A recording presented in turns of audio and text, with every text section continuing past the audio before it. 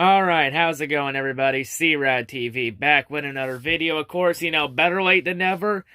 But yeah, we have another round of NFL playoff football to go through. It is our divisional round picks.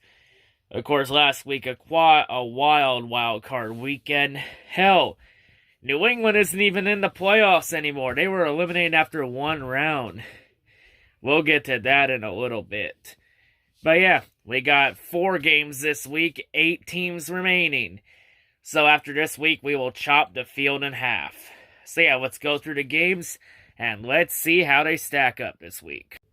So the first game we have is a Saturday afternoon game at 4 o'clock. We got the Minnesota Vikings heading to San Francisco to take on the 49ers.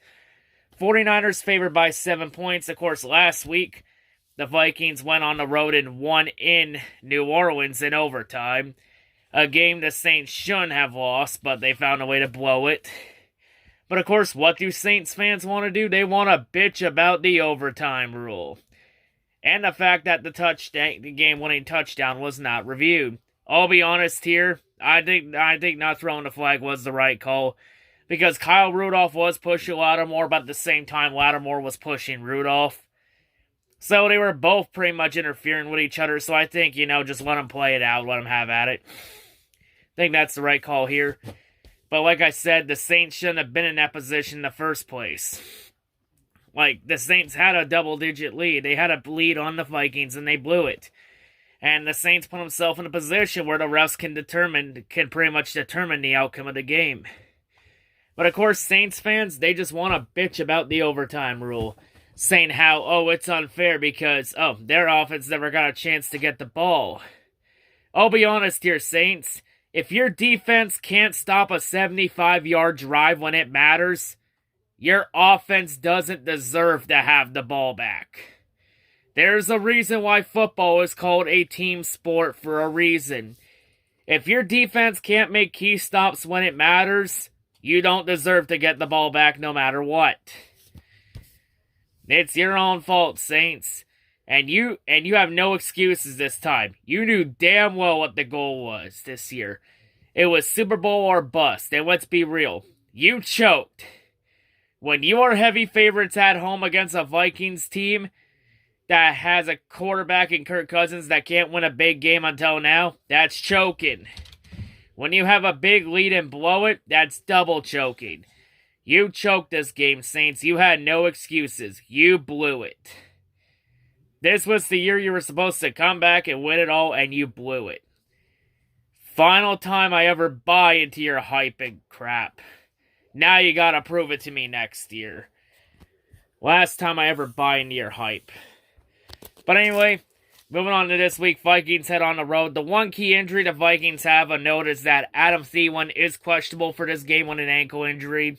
If Thielen's out, that's going to be a big blow to the Vikings offense. That's a big playmaker for the Vikings there. Of course, Vikings are 4-4 on the road. Most of the Vikings' success has been at home.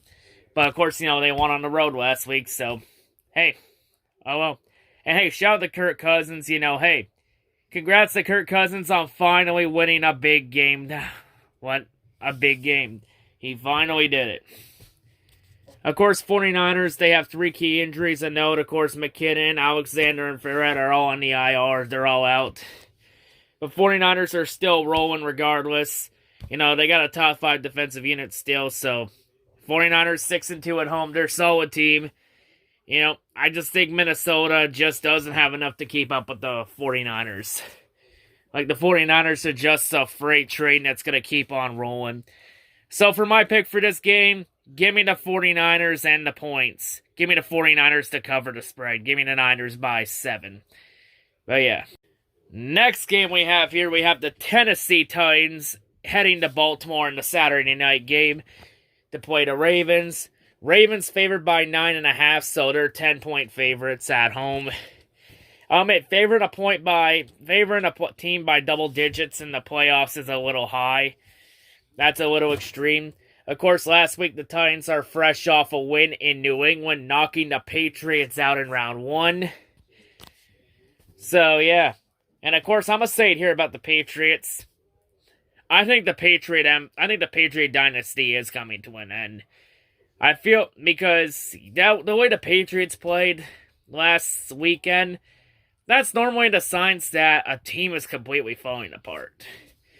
Hate to say it, folks, but I truly think that's the end of the Patriot Empire. I think it's coming to an end. Tom Brady, he's looking to become a free agent. He wants to play till he's 45, but Bill Belichick wants to move on from Tom Brady. The rumors are Brady possibly to the Chargers, but the Patriots might either go for they might go for a quarterback in the draft, or they could go Cam Newton. Gonna be interesting to see what happens.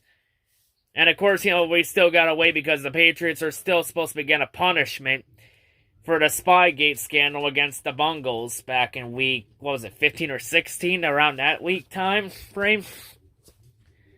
But yeah, so a lot of news coming from New England, but the Patriot Empire, it's coming to an end.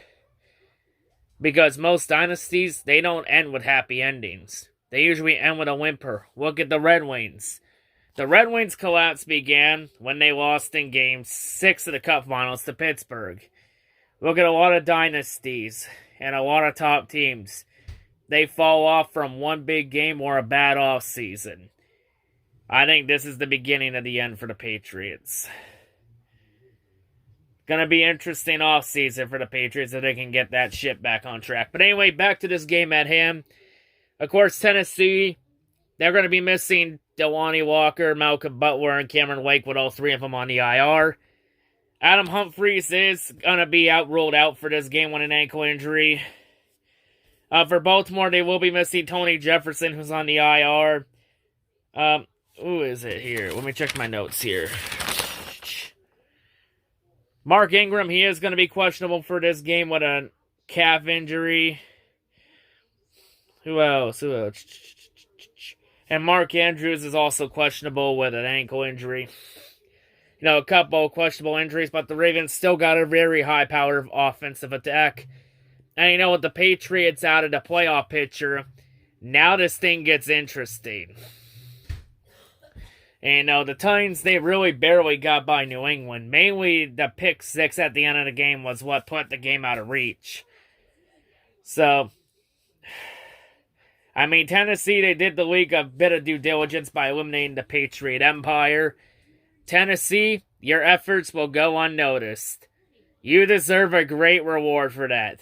As this week, I say the Ravens will completely shit stomp the Titans.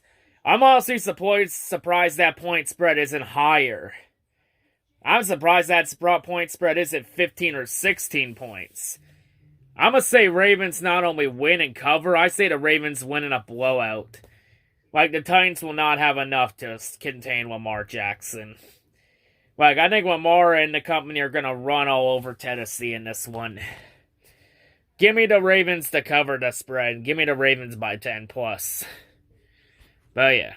Anyway, next game we go to our Sunday games, this 1 o'clock game. We have the Houston Texans and the Kansas City Chiefs playing in Kansas City. Chiefs favored by 9.5, 10 points. Of course, Houston last week, Houston was victorious on the road at home against Buffalo. Coming back from a 16-0 deficit, gained the win in overtime.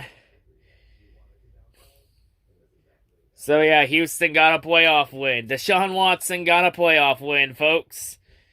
Of course, the Texans are 5-3 on the road. The Chiefs are 5-3 at home. So two teams are 5-3 on each category. So of course, Houston will be missing Lamar Miller and Tashad Gibson with back on the IR. Will Fuller is questionable with a groin injury. Kenny Stills is also questionable with a knee injury. And J.J. Watt is questionable with a shoulder injury on the injury report. For the Chiefs, Travis Kelce is questionable with a knee injury. Of course, Alex Okafor, he is on the IR with a pectoral injury. And Chris Jones is also questionable with a calf injury. And of course, these two teams did meet earlier in the season. The Texans won in Kansas City in a thriller. This one, I say the Chiefs are going to get this one. I feel like the Chiefs get payback for that game. I'm going to say Chiefs win, but they won't cover the spread. I think that point spread is way too high for this game. Way too high for a playoff game. Especially after the regular season matchup between the two. I'm going to say Chiefs will win the game, but they won't cover the 9.5. I say Chiefs win by 6. Give me the Chiefs by 6 points, but no more than 8. See, I think it's going to be a lot closer game. Don't get fooled by that point spread, folks. This game is going to be a lot closer than people think it will be. But yeah, give me the Chiefs in that one to move on. And here's the good news, Chiefs. With the Patriots now out, you're now the favorites to get your asses kicked by Baltimore in the AFC title game. Unless you go full read to the Texans. And of course, the final game we have here is the 4 o'clock game on Sunday. We have the Seattle Seahawks and the Green Bay Packers playing in Lambeau. Packers favored by 4 points. This is going to be the marquee matchup of the divisional round. Aaron Rodgers versus Russell Wilson. Of course, last week the Chiefs were able to beat the injury-riddled Philadelphia Eagles in Philadelphia.